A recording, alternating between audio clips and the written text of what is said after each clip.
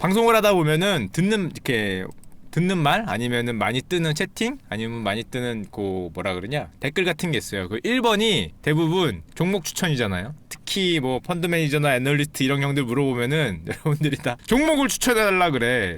종목 뭐가 좋아요? 뭐 올라요 그러는데, 근데 사실 여러분들이 종목에 대해서 나는 굉장히 자신 있어, 나한테 돈을 줘, 그럼 내가 투자해줄게, 나한테 믿고 돈을 줘 하는 게 있어요. 그게 뭐예요? 소위 전문가란 분들이야. 나를 믿고 돈을 줘, 나를 믿고 일로 넣어주면은 내가 대신 투자를 해줄게. 그게 보통 펀드죠, 펀드. 그게 원래 펀드의 컨셉이잖아요.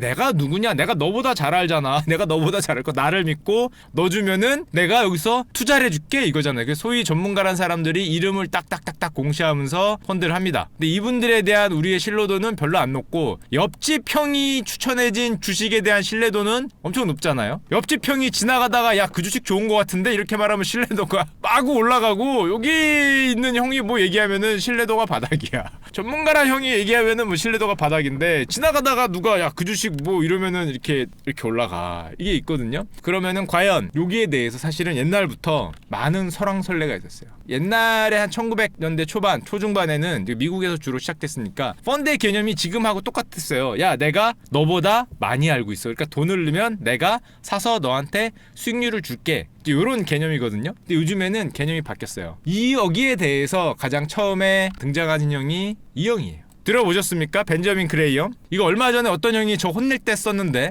벤저민 그레이엄의 현명한 투자자를 읽어보고 얘기를 하라고 누가 댓글에 달아서 그 댓글이 거의 장원을 한번 받은 적이 있었죠. 이 책 읽으라고, 이 책. 벤저민 그레이엄의 현명한 투자자 좀 읽고 썰을 풀라고 해서 기억이 나는 바로 그분이 쓴 책이 이 책입니다. 이분이 쓴 책이에요. 이분이 뭐한 분이에요? 40년대 아저씨인데, 이분이 얘기한 게 딱 하나가 있죠. 뭐냐 하면은 요즘엔 다 아는 거예요. 소위 말해서 가치 투자죠, 가치 투자. 주식시장의 방향성, 올라갈지 내려갈지는 나는 모르겠다. 다만 이 주식이, 어떤 A라는 주식이 적정 가치에 비해서 싼지 비싼지는 판단할 수 있다. 그러니까 이거 올라가고 내려가고는 어차피 50%니까 나는 모르겠고, 어떤 방법으로 써도 모르겠는데, 요 주식이 싼지 비싼지는 판단할 수 있을 것 같아. 거기서 뭐 나온 게 우리가 흔히 쓰는 뭐 PER, 뭐 PBR 뭐 이런 거 나오잖아요. 이런 거 이제 이 형이 만들면서 이런 걸로 보건데 적정 주식이 싼지 비싼지는 알 수 있다. 알 수 있으니까 우리는 싸게 그 적정 가치보다 낮은 주식을 사서 쭉 들고 있자. 그걸 주장한 형이에요. 소위 가치 투자잖아요. 방향성은 모르겠는데 주식이 싼지 비싼지만 판단해서 쭉 들고 있자가 무슨 말이에요? 이분이죠, 이분. 존버 윌리엄스 형님과 되게 비슷한 이걸 주장하는 거잖아요. 존버 윌리엄스 형님의 의견을 주장하는 건데, 올라가고 내려가고는 중요하지 않고 적정 가치보다 싼 걸 사서 쭉 들러가고 있으면 언젠간 그 갭이 줄어서 올라간다는 게 가치 투자를 주장했잖아요. 근데 여러분 잘 생각해 보면은, 그럼 가치 투자라는 게 뭐예요? 종목 하나를 싼지 비싼지 시장에 비해서 내가 더 많이 알고 있다죠. 시장에 지금 가격이 여기 있잖아요. 근데 내가 생각하기에 이 A라는 주식의 적정 가치는 여기야. 그러기 때문에 이만큼 저평가돼 있으니까 나는 이걸 사겠다는 겁니다. 한마디로 얘기하면 뭐예요? 시장보다 내가 더 많이 알고 있다죠. 시장보다 내가 좀 더 잘 알고 있다. 뭔가 알고 있다. 이걸 뭐라 그래요? 이런 개념이 들어간 게 액티브 펀드입니다. 보다 활발하게 움직여서 시장에 비해서 내가 높은 수익을 추구하겠다는 거잖아. 이게 무슨 말이에요? 시장 평균이 예상한 가격보다 나는 싼 거를 내가 발견할 수 있다죠. 가치 투자라는 게 기본적으로 시장보다 내가 이 가격이 저평가됐다는 걸 내가 안다는 거예요. 내가 안다. 그러니까 나한테 돈을 맡기면 난 저평가된 걸 사서 쭉 들고 있으면은 추가 수익을 내줄게. 그게 액티브입니다. 그러니까 가치 투자라는 거는 어떻게 보면 액티브 전략의 한 종류로 들어갈 수도 있겠죠. 그래서 이 사람이, 우리 벤저민 형이 기본적으로 이렇게 액티브 쪽에 아버지로 불려. 잘난 척이 아니고 결론적으로 가치 투자라는 게 자기가 가치를 알고 있다고 생각하는 거니까 액티브 쪽에서 굉장히 이 형부터 어떤 그 논리가 시작이 된다고 얘기를 많이 하는데, 이 형을 따라했던 분이 있었죠. 이 형의 뭐 수업을 들었다 뭐 이런 말을 하는 분 기억나십니까? 이 형의 수업을 들었다, 저 형 교수일 때 뭐 앞에 학생이었다라는 썰이 있는 분이 있습니다. 썰이. 뭐 이 형은 뭐 저 형 그레이 형 대단해요 그러는데, 그레이 형은 별로 버핏을 잘 몰랐다 그래요. 실제로 학교 다닐 때는 교수님이 뭐 학생 잘 모르죠. 그래서 이 버핏 형도 똑같은 걸 얘기하죠. 이 좀 많이 똑같은 걸 얘기합니다. 한마디로 저 저렴한 거 사서 쭉 들고 있다는 거잖아. 저렴한 거 사서 쭉 들고 있겠다는 거기 때문에 이 존버 누가 이런 거 적어놨어? 아 이건 실수입니다. 실수. 자 이건 아니고요. 여기 말씀 어디 가서 버핏 형이 이런 얘기 했다고 하면은 안 돼요. 사자로 얘기됐습니다. 어디서 그딴 방송 맞냐고 이런 거 듣기 때문에 이거 아닙니다.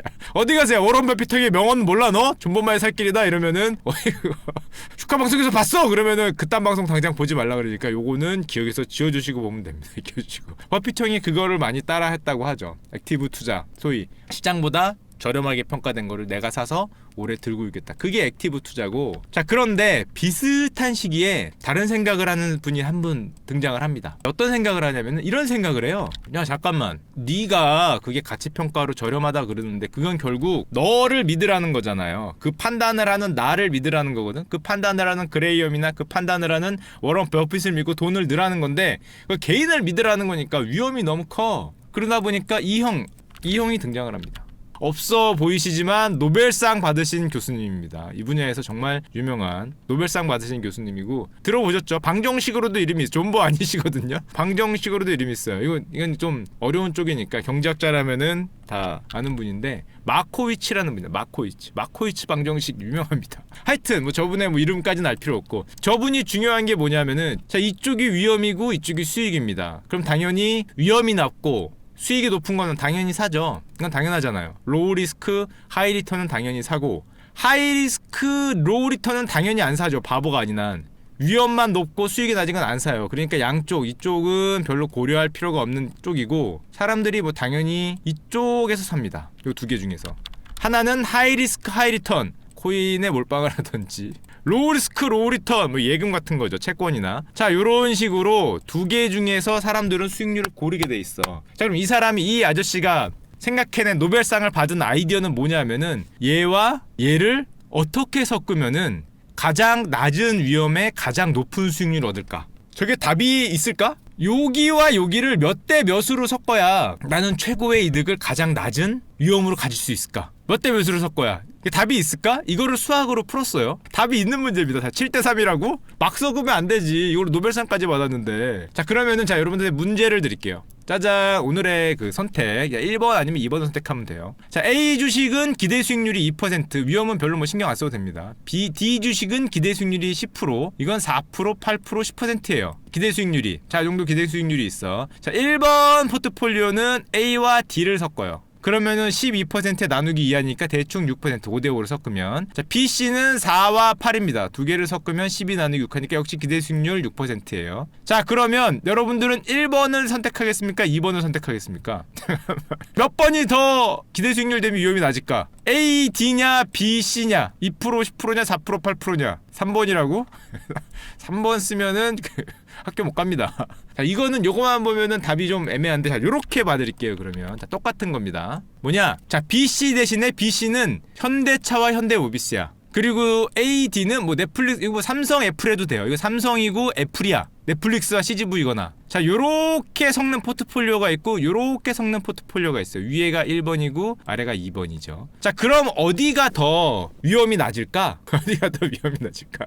둘 다 손절이라고? 아시지? 종목에 너무 개의치 마세요. 여기서 만약에 여러분들이 하나에 나는 몰빵을 하고 싶다. 아, 형 그거 아니야. 나는 넷플릭스 몰빵 아니면 CGV 몰빵이야. 이제 이런 분은 그냥 하이리스크 하이리턴 가는 거고요.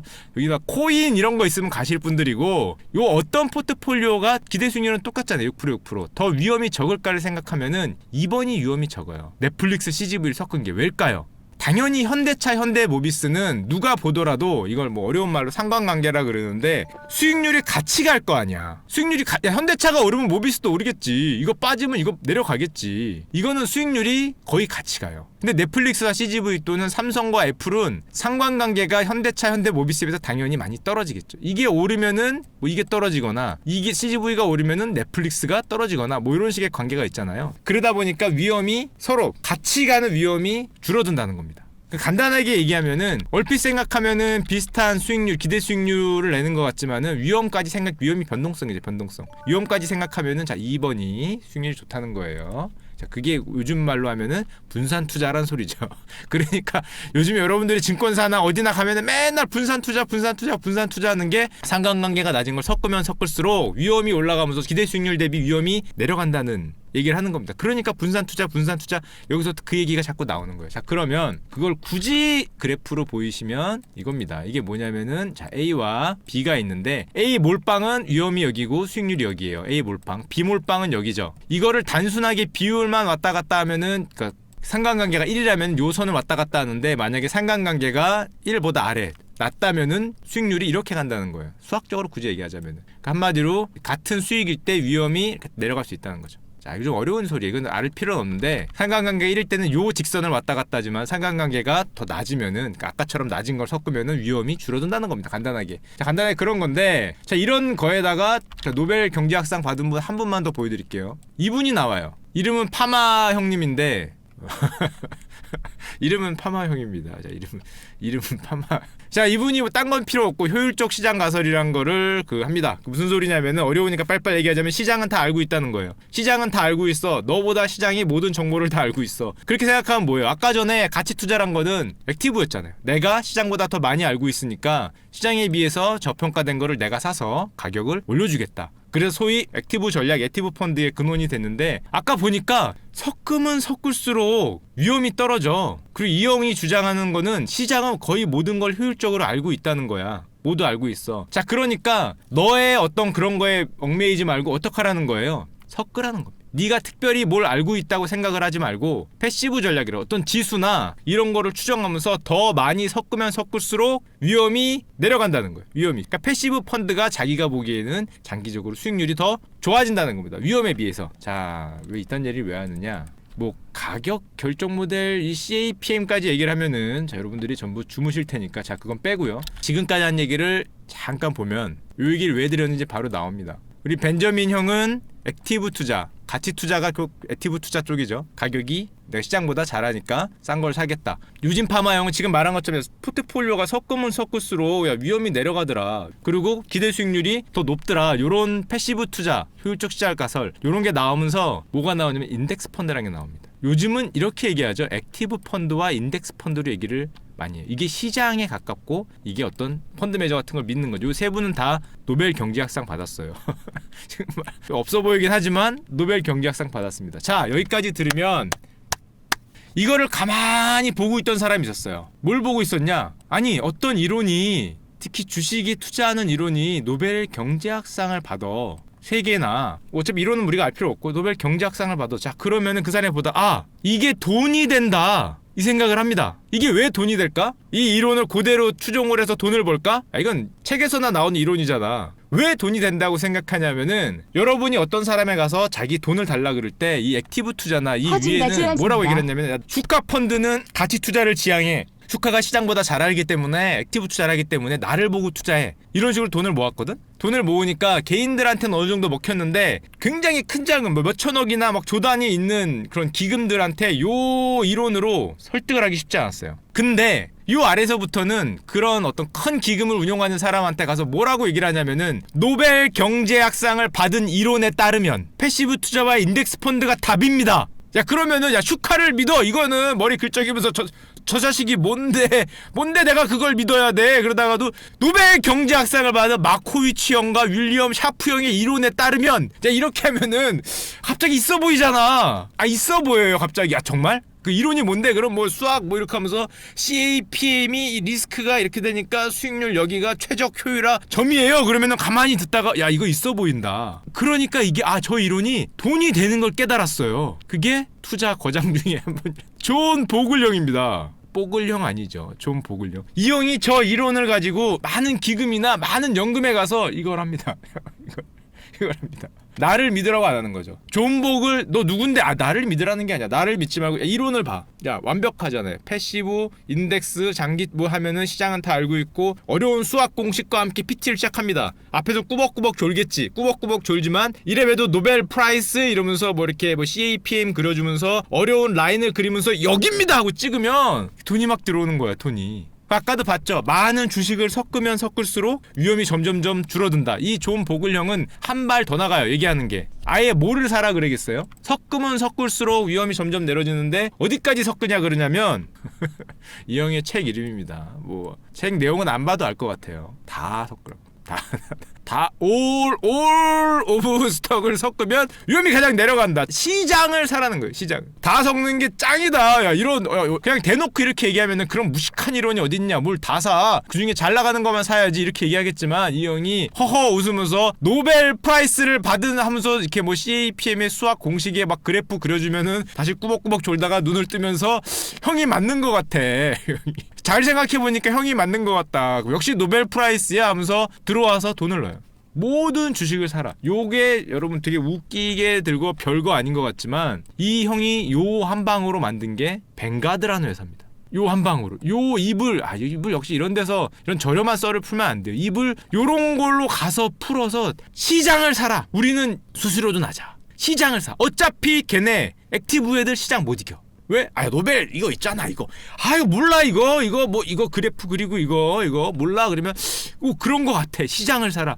이 한마디로 뱅가드가 지금 세계에서 이게 얼마더라? 한 5천조 지금 운용합니다. 5천조 넘을걸? 운용자산이 세계 1, 2위를 다투는 세계 거의 최대급 자산운용사가 됐어요. 지금까지도 뭐 하고 있냐면 인덱스 팔고 있어요. 인덱스 5조 달러 정도 될 겁니다. 아직까지 인덱스를 팔고 있어. 이게 언제 나온 건데. 이 인덱스 펀드 시장 지수 따라가는 거잖아. 이거 하나로 이렇게 해서 사람들이 솔깃솔깃해서 모인 게 시장 랭킹 1, 2위 합니다. 지금 2등 정도 할 텐데 뱅가드요. 엄청 유명해서 이 배 이름이 뱅가드입니다. 참고로. 뭐 넬슨 형의 배 이름이 뱅가드죠. 요 배 이름이 뱅가드인데 자산운용사예요. 얼마 전에 돌아가셨어요. 5조 달러가 넘는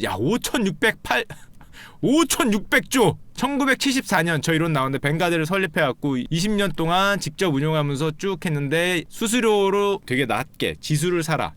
세계 1위는 조금 이따 나오지만 블랙록인데 저 5천조가 얼마나 크기냐면은 여기 혼자 5천조라잖아요. 뱅가드가 우리나라 자산운용사 1위에서 100위까지 다 합친 전체 AUM이라거든요. 운용자산이 981조 원이에요. 작년에 1000조가 안 됐어요. 아직. 지금 됐겠네. 1위에서 끝까지 합친 게 1000조입니다. 쟤네 혼자 5천조죠. 5,600조. 이게 뭐예요? 이거 혼자 1000조가 안 돼요. 그러니까 어마어마한 규모라고. 우리나라 거 다 합쳐도 뭐 저거 5분의 1이 안 되는 어마어마한 규모죠. 자, 그리고 사실은 저 형의 굉장히 그 열렬한 또 지지자가 있는데 우리 버핏 형은 자기는 가치 투자하면서 액티브하면서 자기는 엄청 액티브인데 말로는 인덱스 펀드에 투자하라고 강조하는 자기는 나는 잘하니까 나는 내가 알아서 액티브하게 하겠지만 니들은 안 될 테니 인덱스를 하라는 거죠. 이게 어떻게 보면 나는 가치 투자하고 이렇게 사서 좀 모여서 이렇게 쭉 가는데 니들은 좀 힘들잖아. 니들은 좀 힘드니까 니들은 인덱스를 하라고 합니다. 니들이 인덱스하고 대부분의 투자 전문가들이 비싼 수수료 값을 못하기 때문에 인덱스 펀드가 짱이다라고 얘기를 하고 자기가 죽으면은 와이프한테 돈을 남길 텐데 와이프는 어차피 못할 테니까 인덱스에 투자한다고. 인덱스를 되게 좋아하세요. 되게 좋아하시는데 자기는 액티브한데 자, 하여튼 그런데 여기를 딱 보고 있다가 저 형이 저걸로 돈을 막 긁어 모은단 말이야. 미친듯이 긁어 모았어요. 진짜 돈을 막 긁어 모으는 거 보니까 옆에 있던 형이 저거를 싹 보고 있다가 똑같은 거를 하긴 할 건데 자기도 인덱스를 주장하긴 할 건데 아이디어를 내요. 조금 더 저걸 잘 파는 방법이 없을까? 그 아이디어가 뭐냐면은 저 인덱스 펀드잖아. 저것도 사람들 돈이 엄청 들어오긴 하는데 펀드니까 가입하기 귀찮아. 그리고 뭐 어쨌건 수수료도 좀 비싸. 그리고 어차피 인덱스 펀드면은 누가 펀드 매니저인지 중요하지 않잖아요. 그 지수를 추정하는 건데 그게 지수를 추정하는 게 제가 하던 저희 엄마가 하던 똑같은 거 살 텐데 지수의 종목이 똑같으니까 아이디어를 내가 보고 있다가 저거를 그러면은 아예 그런 개별 그렇게 펀드 매니저 이름을 단 그런 게 할 필요 없이 상장을 해버리자라는 아이디어를 냅니다. 그게 무슨 소리냐? 그 펀드라는 거를 한마디로 뭐 법인이라고 표현하면 뭐고 예를 들어 설명하자면은 A사 회사 비슷하게 그 펀드를 만든 다음에 이거를 상장을 해버려요. 별거 아닌 것 같죠. 상장을 하면은 유동성이 엄청나게 좋아지잖아요. 돈을 넣었다 뺐다 할 시간이 없죠. 펀드 같은 경우는 내가 돈을 자사운용사 가서 가입을 해서 이름을 쓴 다음에 펀드에 가입되고 돈을 넣고 그러면 하루 이틀 뒤에 가입이 되고 돈을 빼려면은 또 뺀다고 해지 요청한 다음에 하루 뒤에 나오고 또 지나치게 펀드가 작으면은 아이디어가 있더라도 펀드를 만들기가 힘들고 그런데 요거를 상장해버리면은 누구나 다 샀다 팔았다가 즉시 되죠. 그리고 아이디어만 있으면은 아무리 작은 그 종잣돈이라도 시작을 할 수 있어요. 이 별게 아닌 아이디어 같은데 요 아이디어를 낸 자산운용사가 우리가 흔히 SSGA라 그러는데 잘 모르실 거예요. 스테이트 스트리트 글로벌이라는데 요거 하나 내서 지금 현재 세계 3대 자산운용사입니다. 요 아이디어 하나 내서. 물론 옛날에도 컸는데 남이 잘 되는 걸 보고 있다가 그거를 상장을 한 아이디어로 엄청난 성공을 거둬요. 자, 그게 요즘 말하는 ETF예요. 아까 말한 인덱스 펀드나 어떤 특정 주제 펀드를 상장을 한 거. 그게 ETF인데, 자, 여기까지 얘기를 들으시면은 요걸 옆에서 저 형도 보고 있었는데 노려보던 형이 또 하나 있었어요. 쟤들이 너무 꿀을 빤단 말이야. 저게 돈이 엄청나게 모였잖아요. 잠깐만, 내가 조금 더 잘할 수 있을 것 같은데? 이런 생각을 해요. 드디어 1위 업체가 등장을 하죠. 1위 업체가 누구냐면은 지금 현재 세계 글로벌 자산운용사 1위 업체가 요 형입니다. 핑크한 형이죠.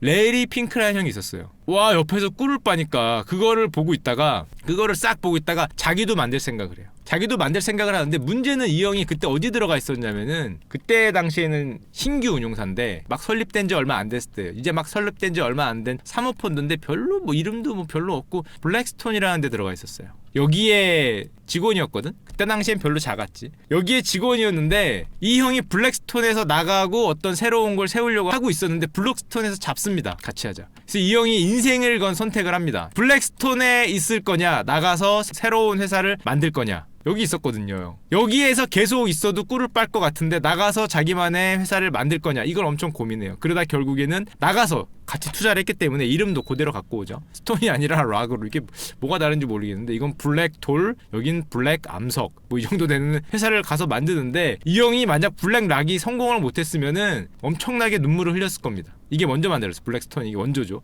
이 블랙 락이 성공을 못했으면 진짜 눈물을 엄청나게 흘렸을 거야. 왜냐하면 저 블랙스톤이 어떤 회사가 되냐면은 저 당시에는 되게 뭐 이제 막 설립된 지 얼마 안 됐으니까 저 당시에도 잘 나가긴 했지만 그렇게 대단한 회사까지는 아니었는데 저게 어떻게 됐냐? 여기 지금 검은 돌이라고 나오죠. 검은 돌. 이게 블랙스톤입니다. 검은 돌이라고 나오는 게 지금 해석을 이딴 식으로 하는데 블랙스톤이에요. 세계 최대 사모펀드가 됐어요. 지금 운용자산이 500조를 넘는 초대형 글로벌 사모펀드. 저런 운용사들의 5천조가 넘잖아요. 그게 크긴 하지만 그거는 기본적으로 인덱스 펀드 같은 시장 추종인데 얘네는 자기를 믿고 들어오는 돈이 500조예요. 나를 믿고 들어오는, 나한테 맡긴 사모펀드잖아요. 하이리스크 하이리턴을 추구하는데 500조. 아까 그건 인덱스를 추구하는 거고 이거는 나를 믿고 내 이름 하나에 들어오는 게 500조입니다. 세계 1위, 압도적인 일이에요. 전세계 부동산만 153조 원을 갖고 있는. 그러니까 만약에 저 레리 핑크 형이 블랙스톤에서 나와서 블랙락이 성공을 만약에 못했으면 땅을 치고 그 다음에 이 회사가 너무 커졌기 때문에. 너무. 참고로 블랙스톤의 CEO가 요분입니다.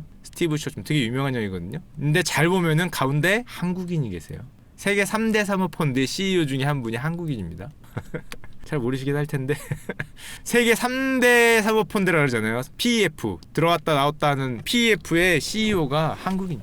공동이긴 하지만 물론 이제 P가 한국인이고 사실은 뭐 미국에서 하버드 출신이고 뭐 그러시긴 한데 뭐 어쨌건. 자, 그래서 어떻게 됐냐, 이 블랙락이, 저 형이 만든 블랙락이 자산운용사 1위로 14년에 4조 달러였으니까 지금은 5조 이상, 5천조 6천조까지 가는 세계 최대의 자산운용사로 저분이 키웁니다. 참고로 블랙락의 주가를 보여드리면 와, 여기서부터 거의 세계에서 제일 많이 오른 종목 중에 하나예요. 뭐 한 2, 3불 하던 게 거의 500불을 갔으니까 이 몇 배 오른 거야.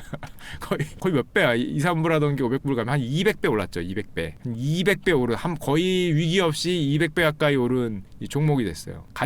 금색이 가장 잘 나간 종목 중에 하나가 됐습니다. 자, 그래서 얘네 얘기를 조금 더 드리면 이거 얼마 전에 나온 신문인데 보시면 나오겠지만 이 자이언트 3, 지금 저 형이 만든 블랙락, 뱅가드, 그리고 아까 말한 SSGA 같은 게 지금 자이언트 빅3인데 얘네가 들고 있는 S&P 기업의 평균 지분율이 20%입니다. 500개 기업의 평균 지분율이 20%예요. 세계사를 합치면. 대부분의 회사의 지분 20% 이상이 얘들이 들고 있어요. S&P 500. 물론 자기들 돈이라기보다는 자기들한테 들어온 돈이긴 하지만 20%를 20%.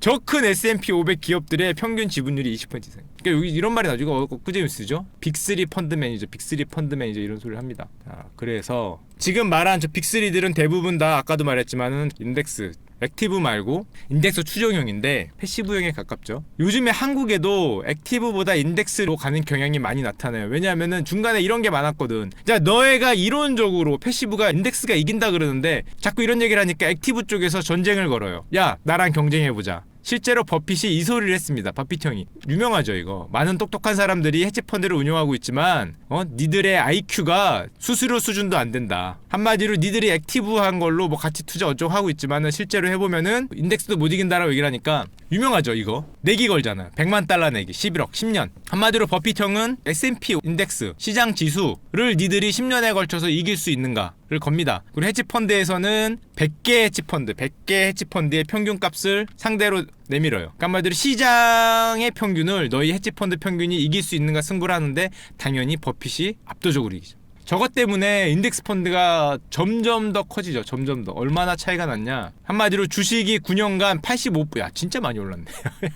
야 씨. S&P가 9년간 누적 수익률이 85%야? 부럽다. 코스피로 치면 2,000짜리가 3,500 간 거잖아요. 근데 그 액티브 펀드 한마디로 펀드 매니저들이 종목을 고른 거는 22%밖에 못 오른 거예요. 펀드 수수료가 연 3%씩 돼서 너무 높았다 뭐 이런 얘기를 하죠. 우리나라에서도 있었어요. 비슷한 게. 이게 특정 자산운용사가 유리자산운용이 한 건데 자기네들 인덱스 펀드가 액티브 펀드하고 낫다. 자기들이 주장을 혼자 한 거예요. 이거 혼자 2009년부터 해봤는데 역시 인덱스가 이겼다. 이런 식으로 하니까 인덱스 쪽에 굉장히 돈이 많이 들어옵니다. 많이 들어오고 그러다 보니까 신문에서 요즘 흔히 나오는 게 니들을 믿느니 펀드 매니저를 믿느니 지수에 따라 투자하겠다. 2018년이죠. 패시브 아까 전에 인덱스가 낫다. 이래서 인덱스로 지금 패시브 펀드잖아요. 인덱스 펀드로 자금이 쫙 들어오고 있고 액티브 펀드가 자금이 많이 줄어들고 있어요. 니들을 못 믿으니까 이런 소리를 하는데 이게 사실은 평균의 그 함정이 있습니다. 액티브 펀드 쪽은 아주 스타 매니저는 돈이 엄청 들어와요. 근데 문제는 평균적으로 하면은 패시브를 못 이긴다 이런 생각을 하는 거야. 평균의 함정이 있기 때문에. 아주 스타 매니저는 돈이 들어오는데 중간까지는 이게 기간의 함정이 있어요. 2008년이나 이런 데를 기간을 어떻게 자르냐에 따라서 좀 굉장히 달라지긴 해요. 자 그러다 보니까 말씀 잘못 드리면 펀드 매니저 분들이 화를 내겠네.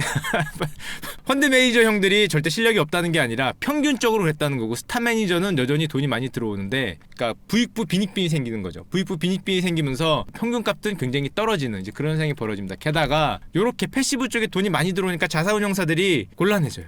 뭐가 곤란해지냐? 수수료가 내려가거든. 액티브가 수수료가 훨씬 비싸요. 수수료가 훨씬 비싸고 패시브는 수수료가 낮고 ETF는 수수료가 더 낮은데 시장이 자꾸 낮은 수수료 쪽을 가니까 그 자산운용사들의 고민이 시작됩니다. 수수료가 계속 내려가는 고민이 생겨요.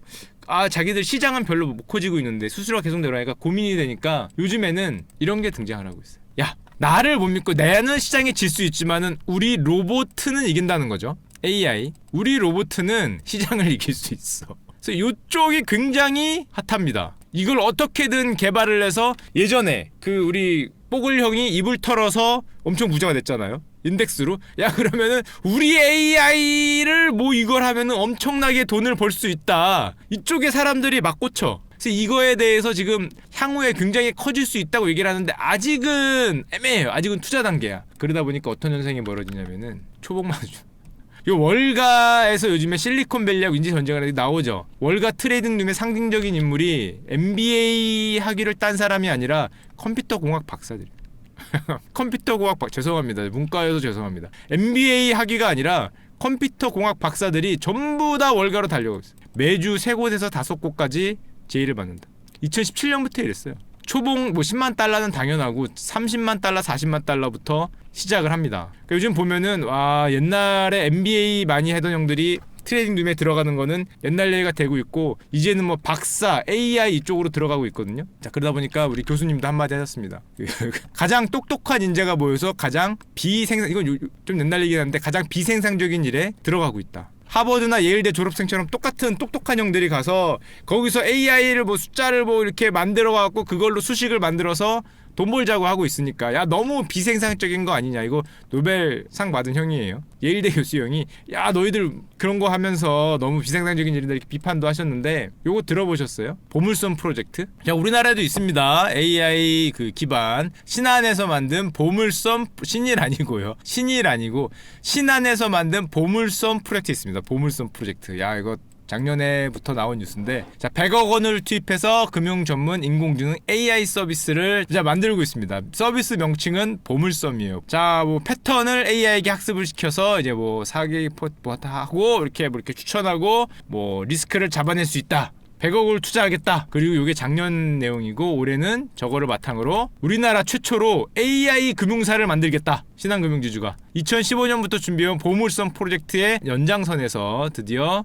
디지털 본부장님이 영입한 다음에 분석과 통찰력을 제시해준 AI 기술을 만들겠다라고 얘기를 했는데 이걸 보면서 무슨 생각이 들어요? 와 포포포 형 저랑 마음이 똑같다. 정답 제가 생각하는 정답. 지금 100억 넣었잖아요. 100억. 이게 우리금융이 신한은 아니지만 우리금융이 상반기에 얼마를 벌었냐면은 1조 벌었어요. 우리금융이 상반기에 당기순이익을 1조 벌었거든요. 1년에 한 분기에 3개월에 한 6천억 버는 거예요. 1년에 한 2조 넘게 버는 거잖아. 2에서 3조 벌거든. 근데 지금 AI에 100억 넣었어요. 100억.